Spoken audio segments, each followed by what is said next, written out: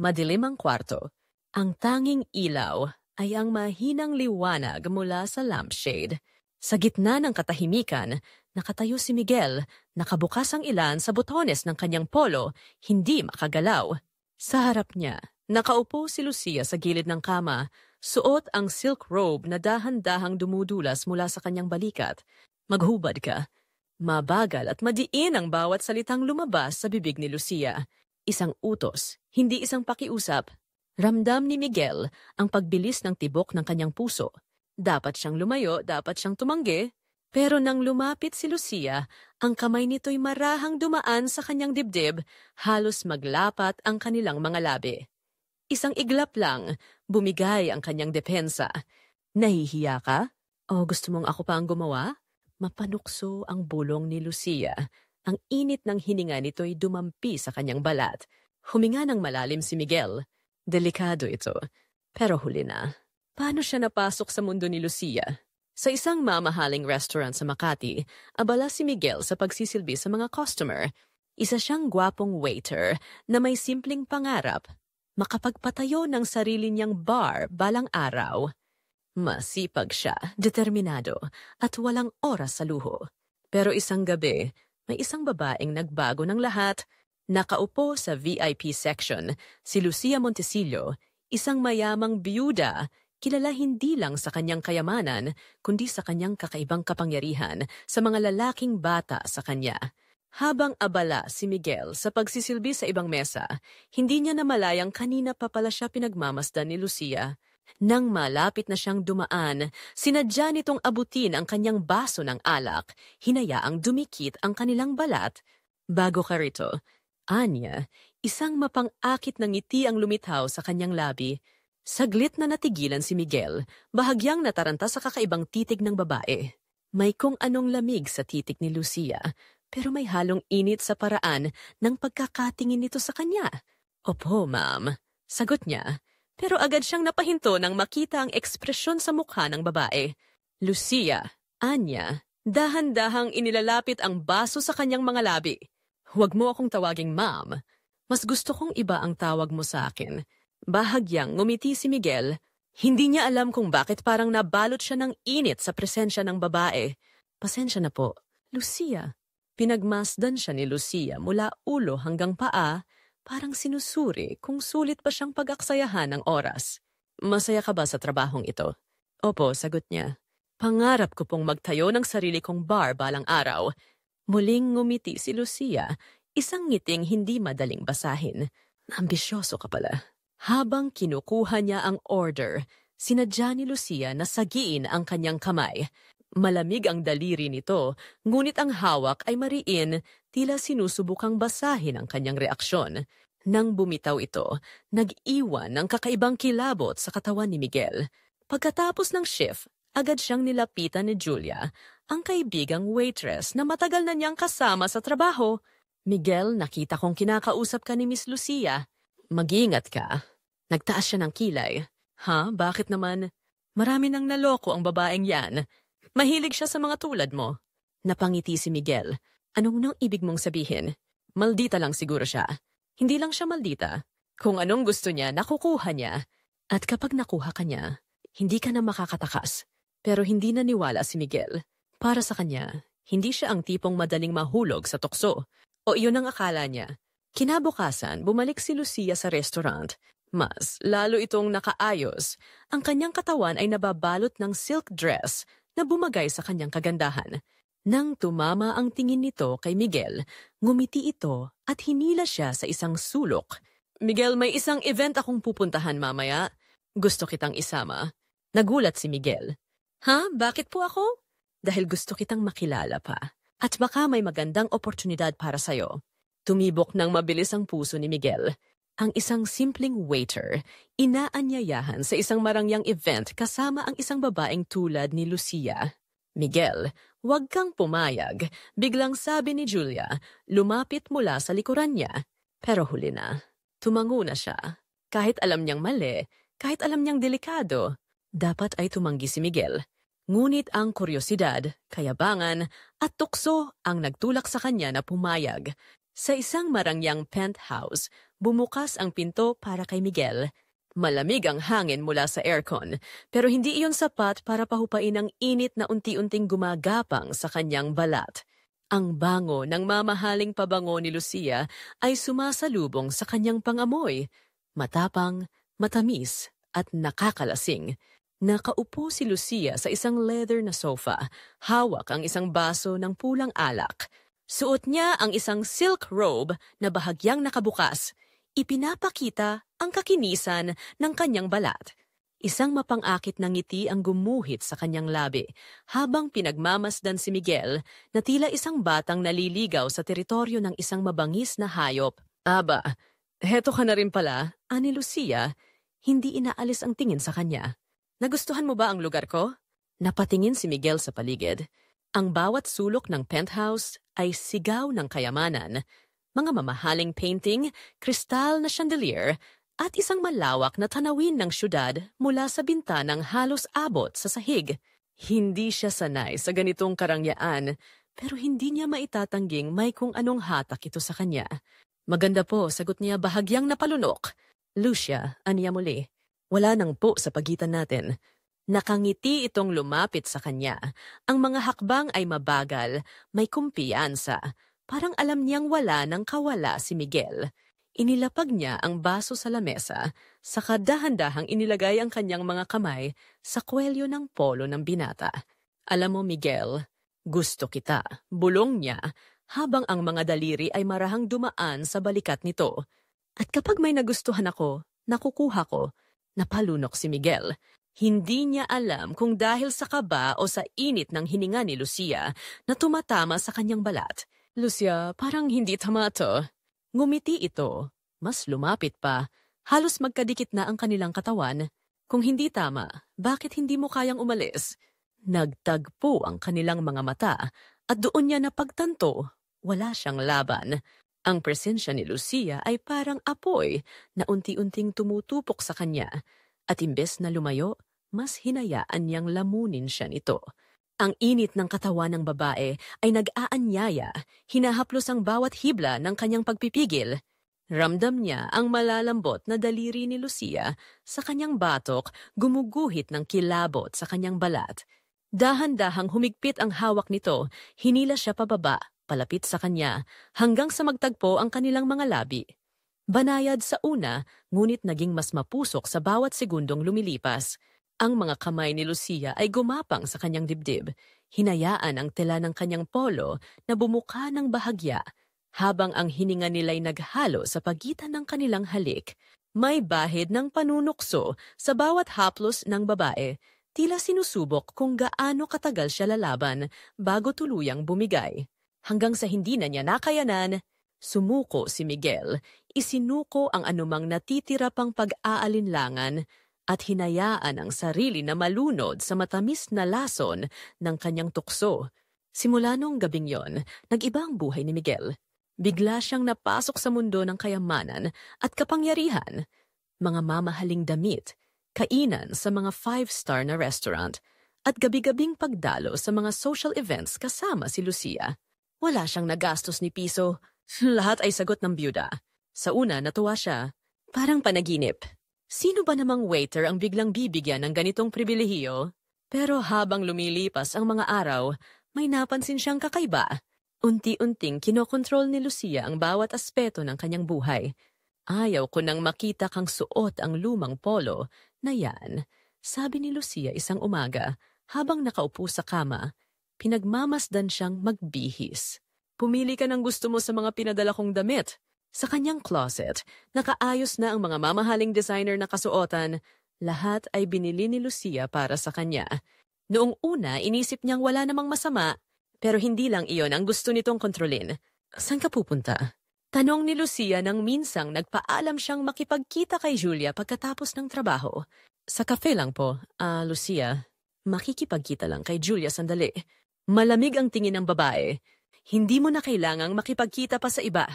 Ako lang naman ang kailangan mo, hindi ba? Sa tono ng boses nito, alam niyang hindi iyon isang tanong, isa iyong utos. Isa pang pahiwatig ng pag-angkin sa kanya. Isang hapon, pinuntahan siya ni Julia sa restaurant. Tahimik itong lumapit sa kanya habang nag-aayos siya ng baso sa bar. Miguel, anong nangyayari sa'yo? Pabulong nitong tanong. Parang hindi na ikaw. Napangiti siya. Pilit na ikinubli ang lungkot na unti-unting sumisiksik sa kanyang dibdib. Wala naman, Julia. Ayos lang ako, ayos? Hindi ka na halos nakakasama sa amin. Palagi kang kasama ni Lucia. Tumikhim siya, iniiwasan ang tingin ng kaibigan. Busy lang. Miguel, alam kong may nangyayari. Lumayo ka na bago mahuli ang lahat. Saglit siyang natahimik. Pero bago pa niya masagot si Julia, isang tawag ang dumating sa kanyang cellphone. Si Lucia. Pinindot niya ang tawag at bago pa siya makapagsalita, nagsalita na ang babae sa kabilang linya. Miguel, umuwi ka na. Para bang nabalot siya ng malamig na pakiramdam. Sinulyapan niya si Julia na tila alam na ang nangyayari. Wala ka ng ibang pupuntahan. Ako lang ang meron ka. At doon niya napagtanto. Hindi na siya kasintahan ni Lucia. Isa na siyang bilanggo. Sa mga sumunod na linggo, unti-unting nawala ang dati niyang mundo. Si Lucia na lang ang natira. Wala na si Miguel sa restaurant. Hindi na siya bumalik mula nang iwan niya ang kanyang trabaho sa utos ni Lucia. Wala na rin si Julia at ang mga dati niyang kaibigan. Unti-unting itinulak siya ng babae sa isang mundong siya lamang ang sentro. Wala ka nang kailangang gawin, Miguel. Aniya isang gabi habang nakahiga sa malambot nilang kama, ang manipis na silk na nightgown niya ay bahagyang nakabukas. Nagpapasilip sa kanyang maputing balat. Ako ang bahala sa lahat. Sa simula, may kilig pang dumaloy sa kanyang dibdib. Sino ba namang hindi maaakit sa marangyang buhay na ipinaparanas ni Lucia? Mamahaling damit, mamahaling sasakyan, mamahaling pagkain. Ngunit habang tumatagal, nagsimulang bumigat ang bigat ng gintong kadena na bumabalot sa kanyang leeg. Wala siyang kontrol. Kahit isang hakbang palayo, alam ni Lucia. Isang beses, sinubukan niyang bumisita sa dati niyang kasamahan sa trabaho. Isang maiksing inuman kasama si Julia. Ngunit bago pa siya makapasok sa loob ng bar, isang tawag mula kay Lucia ang dumagundong sa kanyang cellphone. Saan ka pupunta? Malamig ang boses nito. Lucia. Nandito lang ako kina Julia. Sandali lang naman, umalis ka riyan. Putol nitong sagot. Ngayon din, natigilan siya. Pero ngayon din, Miguel. Kung ayaw mong isara ko lahat ng account mo at iwan kang walang-wala. Nagpanting ang tainga niya. Alam niyang wala siyang laban. Unti-unting nawala ang lahat ng paraan niya para bumalik sa dati niyang buhay. Ang credit card niya ay nakalink kay Lucia. Ang cellphone niya, siya ang nagbigay. Wala siyang kahit anong perang personal niyang hawak. At doon niya naramdaman, hindi lang siya nobyo ni Lucia. Isa siyang ari-arian. Sa huli, sinunod niya ito. Pinaalam niya kay Julia na hindi na siya makakasama at umuwi sa penthouse na pag-aari ni Lucia. Pagpasok niya, naroon na ang babae, nakaupo sa gilid ng kama. Parang inaantay siya. Miguel, aniya, patingala siyang tinitingnan habang may hawak na baso ng alak. Alam mo bang hindi ko gusto ang pagsuway? Pinilit niyang huminga ng malalim.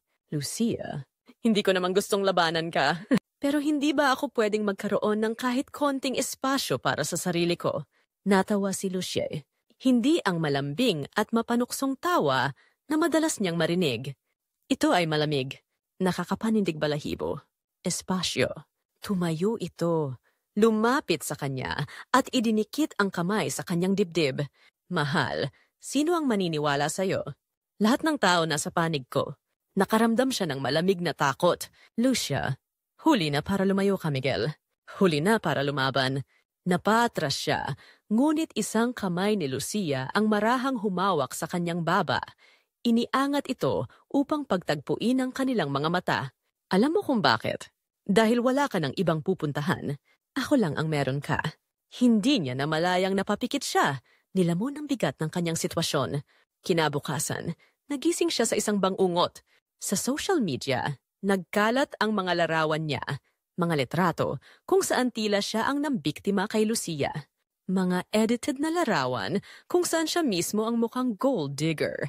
Mga screenshots ng mga pag-uusap nila, pilit na inayos upang lumabas na siya ang gumamit kay Lucia para sa pera. Mga videos kung saan tila nagmamakaawa siya kay Lucia na huwag siyang iwan.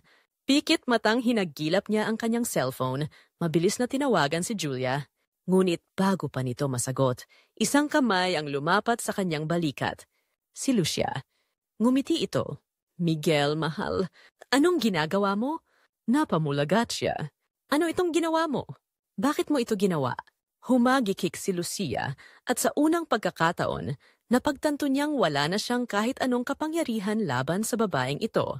Mahal, aniya habang hinihimas ang kanyang pisngi, naisip ko lang na siguraduhin na hindi ka na makakatakas sa akin.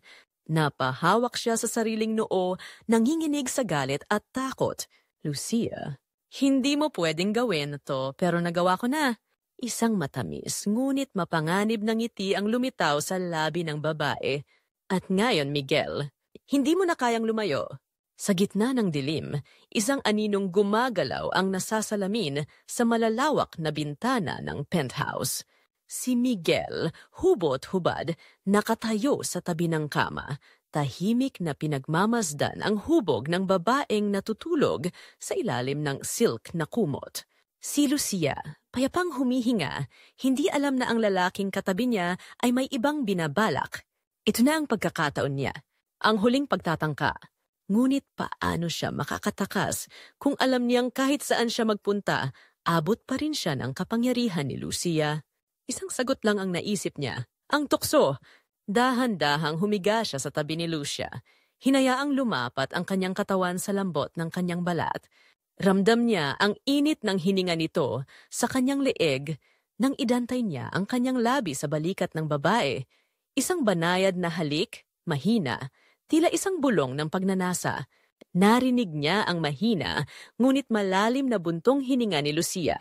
Tila nananaginip, ngunit saglit lang bago nito idinilat ang mga mata. Miguel. Napangiti siya, hinayaan ang sarili niyang maging mas mapangahas. Marahan niyang hinaplos ang bewang ni Lucia. Pababa sa kanyang pribadong parte, isang larong matagal nang ginagawa ng babae sa kanya. Ngunit ngayong gabi, siya ang may hawak ng laro. Gising ka na pala. Bulong niya, dinama ang bawat paggalaw ng babae, ang banayad na pag-init ng katawan nito sa ilalim ng kanyang mga daliri. Anong ginagawa mo? May bahid ng amusement sa boses ni Lucia, ngunit hindi ito tumanggi nang lumapit siya. Nang itulak niya ang sarili palapit dito, masyadong malapit upang pag-isipan pa ang dahilan ng kanyang ginagawa. Huling gabi na natin, Lucia, bulong niya sa tenga nito. Gusto ko lang maalala mo ako. Muling ngumiti si Lucia, ngunit sa halip na sagutin siya, siya ang hinila nito pababa. Ang mga labi nito'y lumapat sa kanya ng buong pag-aangkin. Hindi niya alam kung sino ang lumamon kanino, kung sino ang bumigay at sino ang nangakit. Ngunit wala na siyang panahon para intindihin iyon. Ang mahalaga, tuluyan niyang napalubog si Lucia sa gabing ito. Ang init ng kanilang katawan ay naghahalo sa ilalim ng dilim ng silid. Bawat galaw, bawat haplos, puno ng matinding pagnanasa at panunukso.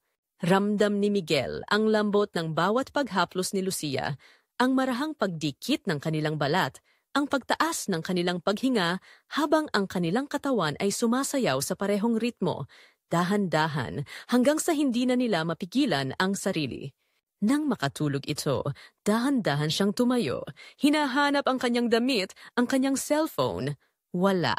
Ngunit hindi na siya maghihintay pa. Lumakad siya palayo. Maingat na binuksan ang pinto ng silid. Alam kong gising ka. Napako si Miguel sa kinatatayuan niya. Mula sa kama, hindi dumilat si Lucia. Pero ang kanyang tinig ay sapat na para ipaalala sa kanya kung sino ang tunay na may kapangyarihan. Bumalik ka rito, Miguel. Huminga siya ng malalim. Pilit pinakakalma ang sarili. Hindi. Hindi siya babalik. Hindi siya susuko. Miguel. Mas bumaba ang boses ng babae. Tila pinapainit muli ang gabing. Natapos lang ilang minuto ang nakalilipas. Hindi ka naman talaga aalis, di ba? Kasi gusto mo rin na to. Nanginginig ang kanyang kamao. Gusto niyang tumakbo, gusto niyang lumayo. Pero totoo nga ba? Sa dami ng beses na sinubukan niyang lumaban, bakit bumabalik pa rin siya sa kanya? Si Lucia. Si Lucia na hindi lang nagmamay-ari sa kanya, kundi pati na rin sa kanyang kahinaan. Dahan-dahan siyang lumingon. Ang kanyang mga mata puno ng pag-aalinlangan, ngunit ang katawan niya tila may sariling isip.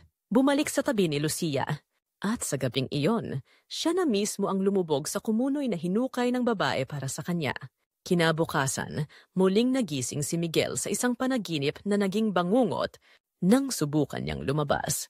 May mga tauhan na ni Lucia sa labas ng pinto. Nang subukan niyang tawagan si Julia, wala na itong sumasagot. Nag-iisa siya. Sa huling pagkakataon, naglakas loob siyang lumapit kay Lucia habang ito'y nagkakape sa terrace ng penthouse. Lucia, wala na akong natitirang kahit ano. Nanginginig ang tinig niya, ngunit nanatili siyang nakatayo. Pakawalan mo na ako. Dahan-dahang ibinaba ng babae ang kanyang tasa, saka siya tiningnan, ang mga matay puno ng amusement. Miguel, sino ka sa tingin mo kung wala ako? Napasinghap siya. Ako pa rin na to.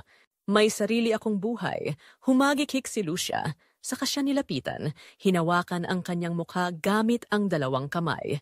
Hindi mo naintindihan, mahal. Hindi ka na ang Miguel noon. Ang Miguel ngayon ay akin. Pilit niyang hinawi ang kamay ng babae, pero mahigpit ang pagkakahawak nito. Hindi ako isang bagay na pagmamay-ari mo. Hindi, kumindat ito. Subukan mong umalis, Miguel. Tingnan natin kung makakalayo ka pa. Nanginginig ang kanyang katawan. Gusto niyang tumakbo, gusto niyang lumaban, pero paano? Wala na siyang kahit anong laban. Sa isang iglap, bumaha ang mga bagong larawan at video sa social media.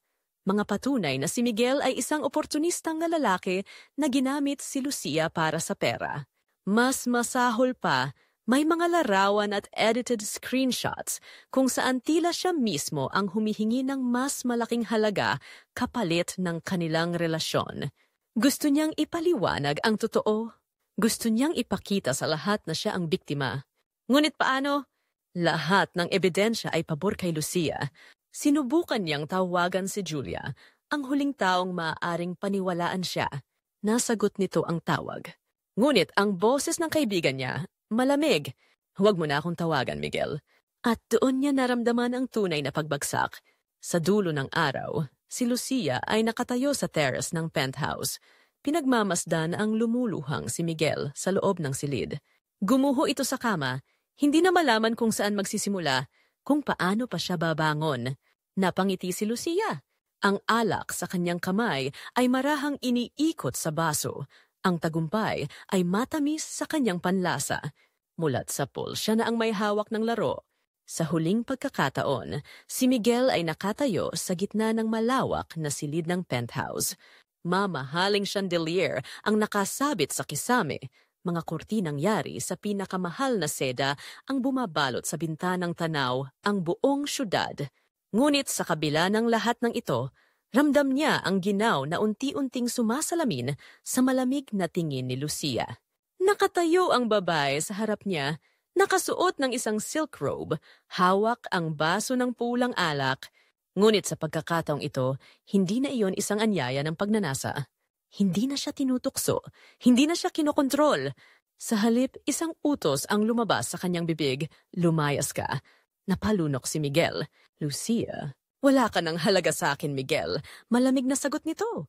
Humakbang ito palapit sa kanya, saka inangat ang isang daliri at marahang itinulak ang kanyang dibdib. Akala mo ba ikaw ang huli? Akala mo ba ikaw lang? Muling lumagok si Lucia ng alak, saka ngumiti ng mapanukso. Naubos na ang aliw ko sa'yo. May bago na akong laruan. Itinuro niya ang pinto. Labas. Para siyang pinako sa kinatatayuan. Hindi siya makagalaw, hindi makapagsalita. Ang buong panahong iniukol niya kay Lucia, ang mga gabing pinagsaluhan nila, ang mga pangakong binitiwan nito, lahat pala'y laro lamang. At ngayon, tulad ng sirang gamit, itinatapon na siya nito nang walang kahit anong pagsisisi. Wala ka ng kwenta, Miguel, dagdag pa ni Lucia, na para bang pagbibigyan siyang makahanap ng galit o lakas para lumaban. Ngunit wala nang natira sa kanya. Dahil ang mahina, hindi ko kailangan. Hindi niya alam kung paano siya nakalabas ng penthouse. Ang sumunod na natatandaan niya, naglalakad na siya sa kalsada, basang-basa ng ulan, walang direksyon. Sino nga ba si Lucia? Si Lucia Montesilo ay hindi basta-bastang babae. Lumaki siyang puno ng luho, ngunit hindi kailanman nakaramdam ng tunay na pagmamahal. Ang kanyang ama, isang mayamang negosyante, ay hindi kailanman nagbigay ng atensyon sa kanya. Ang kanyang ina, isang dating beauty queen, ay itinuring siyang isang tropeo, hindi isang anak. Sa murang edad, natutunan niyang ang pagmamahal ay isang laro, isang transaksyon kung sino ang may kontrol, siya ang hindi masasaktan. Sa unang pag-ibig niya, siya ang naiwan. Ang unang lalaking kanyang minahal ay ginamit lamang siya para sa kanyang yaman. Mula noon, nangako siya sa sarili, hindi na siya kailanman magiging biktima. Sa halip siya ang magiging mangangaso. At ganun nga ang ginawa niya. Ginamit niya ang kanyang yaman, ang kanyang kagandahan, at ang kanyang talino upang magkaroon ng kontrol sa mga lalaking dumadaan sa kanyang buhay. Hindi pag-ibig ang hinahanap niya, kundi kapangyarihan. Si Miguel ay isa lamang sa maraming biktima. Nang una niyang makilala si Lucia, isa siyang lalaking may pangarap. Ngunit ngayon, isa na lamang siyang anino ng kanyang dating sarili.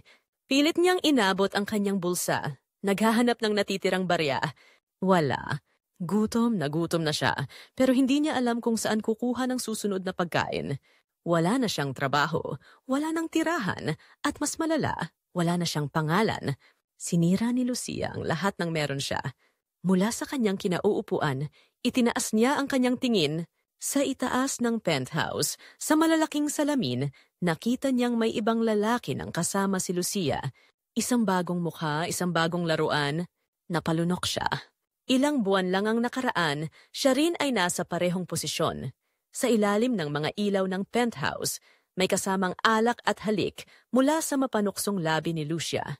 Ngunit ngayon, wala na siya sa loob. Wala na siyang halaga. Napapikit si Miguel. Sa loob-loob niya, gusto niyang magalit. Gusto niyang ipaghiganti ang sarili. Gusto niyang ipakita kay Lucia na hindi siya ganun kadaling itapon. Pero paano? Wala na siyang kapangyarihan. Wala siyang pera. Wala siyang kakampi. Lumingon siya sa paligid. Ang mga dumadaan sa kalsada ay walang pakialam sa kanya. Dati, siya ang pinapansin. Siya ang inaasam ng mga babae sa restaurant. Ngayon, isa na lang siyang basang estranghero na hindi nila pinapansin. Nang muling dumilat, nakita niyang muling ngumiti si Lucia sa lalaking kasama niya. Isang eksenang pamilyar. Isang eksenang alam niyang magtatapos sa parehong trahedya. Napatawa siya ng mahina. Walang natututo sa larong ito. Si Lucia ay isang halimaw na nilikha ng kanyang sariling mga sugat. Hindi siya kailanman nagmahal at hindi rin siya kailanman mamahalin. At siya, isa lang siyang panibagong pangalan sa listahan ng mga biktima. Sa loob ng penthouse, natawa si Lucia habang inilapag ang kanyang baso ng alak. Naramdaman niya ang malamig na hangin mula sa salamin ng kanyang terrace. At sa isang iglap, sumulyap siya pababa. Doon, sa ilalim ng ulan, nakita niyang nakaupo si Miguel, basang-basa, nakatingin sa kawalan. Napangiti siya. Pinulot niya ang cellphone niya at nag-type ng isang mensahe. Lucia, huwag kang mag-alala, mahal. Hindi kita malilimutan. Ilang segundo ang lumipas bago nag-vibrate ang cellphone ni Miguel. Dahan-dahan niya itong kinuha mula sa kanyang bulsa. Nanginginig ang mga daliri niya habang binabasa ang mensahe. At yung sa huling pagkakataon, bumagsak ang kanyang mundo. Sa larong ito, si Lucia ang laging panalo. Isang relasyong inakala niyang biyaya. Naging sumpa, the end.